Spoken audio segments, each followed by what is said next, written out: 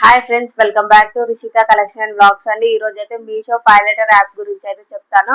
ఈ మీషో పైలెటర్ యాప్ ఎలా యూజ్ చేయాలి ఏంటి అని అయితే కొంచెం ప్రాసెస్ ఉంటుందండి. ఆ ప్రాసెస్ అయితే ఫుల్ గా చూడండి, స్కిప్ చేయకుండా చూసి ఒక చిన్న లైక్ ఇవ్వండి. నేనైతే స్క్రీన్ రికార్డింగ్ అయితే పక్కన పెడతాను. ఆ స్క్రీన్ రికార్డింగ్ చూసి మీరైతే ఎనబుల్ చేసుకోండి.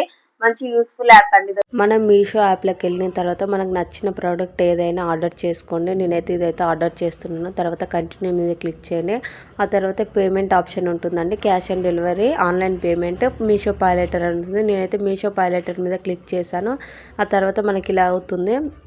కంటిన్యూ మీద క్లిక్ చేసిన తర్వాత మనకు ఆప్షన్ అడుగుతుందండి. మనకు ఫోన్పే, గూగుల్ పే ఏది ఉంటే అది క్లిక్ చేసుకొని నేనైతే ఫోన్పే మీద క్లిక్ చేశాను. మన అకౌంట్లో నుంచి ఒక ₹1 అయితే కట్ అవుతుందండి. ఆ ₹1 కట్ అయిన తర్వాత మన అకౌంట్ అయితే ఎనేబుల్ అవుతుంది. మీషో పైలెటర్ యాప్కి కనెక్ట్ అవుతుందండి.